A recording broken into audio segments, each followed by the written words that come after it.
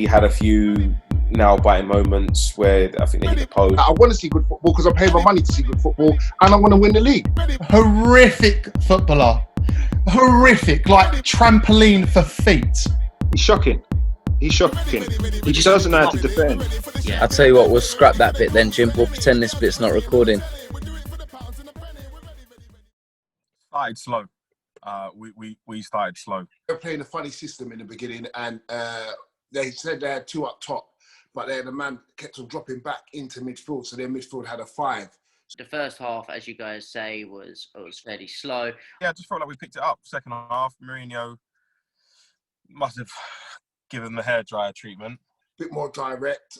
I think that, as Justin said, the goal at half-time, or just before half-time, was the level up. But it's always important to score a goal before half-time, especially if you're losing. So I think that goal that we scored just before half-time was so key.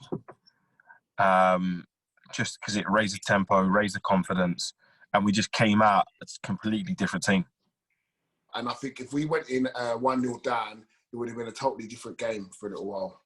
That goal before half-time was so important for us. I think more important was that next goal straight after half-time. It raised the tempo, raised the confidence, and we just came out a completely different team. But we suddenly started seeing it come together today, I think. And, you know, I'm really hoping that this is the start of something quite special because it was an exciting game. 4 goals. I said to someone earlier, Son and Kane, for me, best partnership in the league. If Bale can add to that, fantastic. Not only is it good to get a marquee signing because it lifts the morale for everyone, but also gives a few players a kick up the arse because now they're having to work that little bit harder. I think for any professional, knowing that someone of Bell's stature is coming into the club, homegrown talent, hero, like they've all got to look at him and say, look up to him and think, right, he's the man.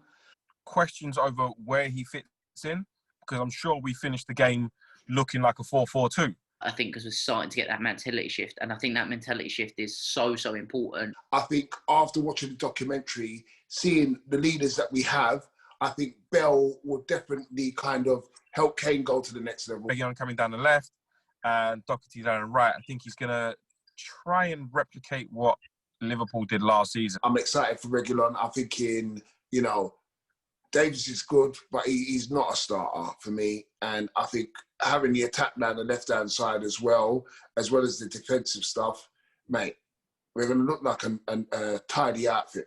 I might be hanging on and have my rose-tinted glasses on a little bit here, but I do believe that what we've seen in the documentary of Mourinho talking about having that winning mentality and being them guys that are that step up, I do believe that slowly he is assembling that now in the players he's bringing in. We're not looking at Kane as the top man anymore. We're looking at Bell as the top man to lead. So for me, if I was a manager, I'd definitely be using Bell and Reguilon as a springboard effect. I don't think we've got enough good centre-backs, enough quality centre-backs to go 3 at the back. Dyer is wonderfully positive in attacking the ball and being, you know, he'll fly into a challenge, he'll fly into a header, he'll, you know, run for a brick wall for you. But as a centre-half, he gets caught square on or flat-footed too often. I'm going to be frank. Dyer was on his way out last season. Yes, Mourinho likes him. He's not good enough. He's not just flat-footed. He's a big man that doesn't win big man challenges. I'd like the 4-3-3. And Ndombele's just coming in now. He's beginning to find his feet a little bit, so that could be positive. And if Kane was injured, I feel now that we've got Bale that can do that. We've got Son that can do that. We've got Moura that can do that. I just believe that he's going to be a system man. So it's not going to be a fixed system. It's going to be systems to beat teams. And now we have the players or strength in depth where we can kind of change it up a bit and get a win out of any game in any country. He's going to have to trim the squad somewhere. However, we got a lot of games. So I see Lamela and those sort of players, if they do stay, they are going to take a back seat with more of the Carabao Cups and those sort of cups. I do expect people to be leaving, you know, and there's players there that I've loved, like someone like Lamella for me, wears his heart on his sleeve. He will run all day for you. He's got that fire in his belly. I absolutely love him. But I think when you look, where is he fitting when you have Mora, Bergwijn, Bale, Son, Kane? People like Lamella may not be starters, and we may not see a position for them, but I think after the season we had last week, we need numbers. So he's going to keep numbers. Not sure what's happening with Ali. He was completely out of the squad today. He wasn't even on the bench. So there's a lot of talk about him. For me, Dele Alli is a good player. He creates a lot of space. I don't know if he fits Mourinho's system. We'd be stupid if we sell him. It's all down to him. If he wants to be a top player, it's down to him. I think Dele Alli would fit into the Mourinho style of play. Personally, wouldn't mind if he went on loan for a year. He's a very intelligent player. I think he does things that no other Spurs player does, and that's create space. But I don't think Mourinho likes him because he's lazy. And I think what Ali's done is got really complacent. Personally, would hate to lose him, and particularly lose him for a low fee when his form isn't the greatest or he's in and out the side. He needs it shaken up. He needs his whole world turned upside down. But without a change in attitude, he might as well go out on loan. What a Spursy type week. It's so Spurs this week. Should be challenging for top four. Like, let's kind of...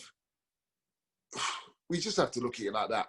I think Mourinho is going to prioritise the Europa League. As long as people are feeling good and playing with a smile on their face and working hard, it will come. It's a trophy and it's Champions League football next year. It all depends on the rhythm and the consistency. Going forward, I think we've got enough talent and enough presence to not only strike fear into teams, but be entertaining to watch as a fan. The promised land is Champions League, you know, and right now I'm not saying that we're going to win the league. I think we're a couple of seasons off of that. There's no reason we can't get top four, and there's no reason we can't win the Europa League. Let's not get carried away. Let's just wait to see what happens in the next game and in the next game and just take it. Like, where he's looking to win something in the next year, this year or next year. And so for me, I want to see us lift the Europa League this year. We're ready for the champagne buffet. We're ready for the goose to any. The girls that we're seeing on the telly. We do it for the pounds and the penny. We're ready. We're ready for the champagne buffet. We're ready for the goose to any. The girls that we're seeing on the telly. We're ready.